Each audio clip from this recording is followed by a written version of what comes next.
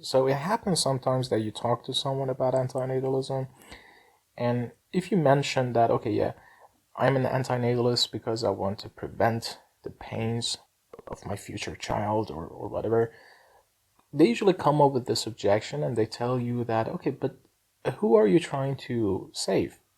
Like, no one exists right now, right? So who are you talking about when you talk about, okay, we don't have their consent, we're trying to prevent them from experiencing these pains?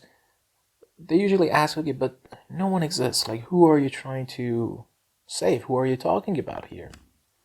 Now, this objection is very interesting because if you ask them, why do you want to have a kid? Like, if someone wants to have a kid, someone's a natalist, and you're asking them, why do you want to have a kid? It's interesting that they will actually use the exact same reasoning. Because think about it, like, if you ask someone, okay, why do you want to have a kid? They can only come up with two responses, right? It can be either that I want to have a kid because of some selfish reasons, like they accept that, they say, okay, I want to have a kid just because I need them for myself. It's all about me. That's one sort of response.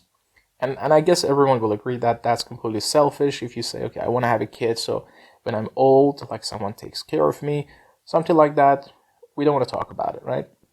That's pretty clear on like which moral stand we can have on that situation.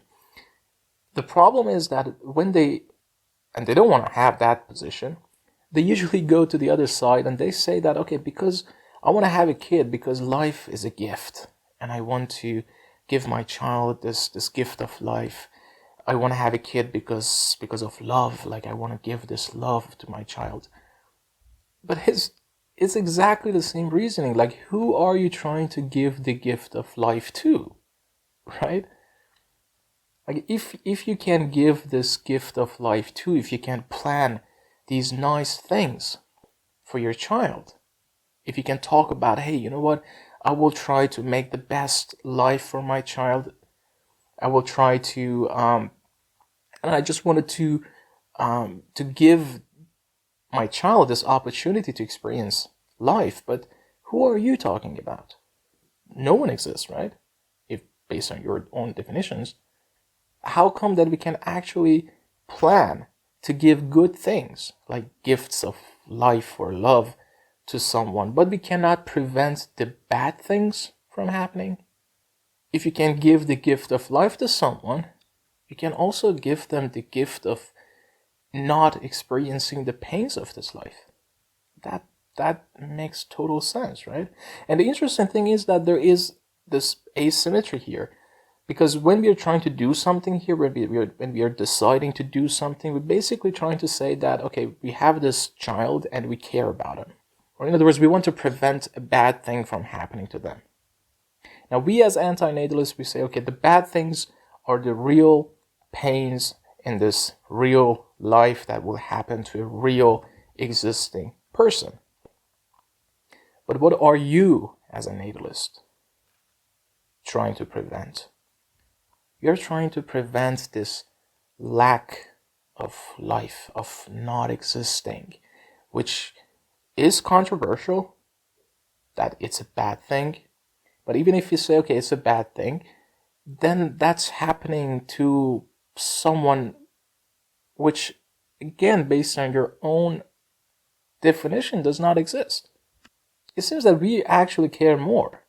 Like, if you are actually going to talk about love, that I'm trying to give love, that I want to have a kid because of love, or because of, as if you care about them.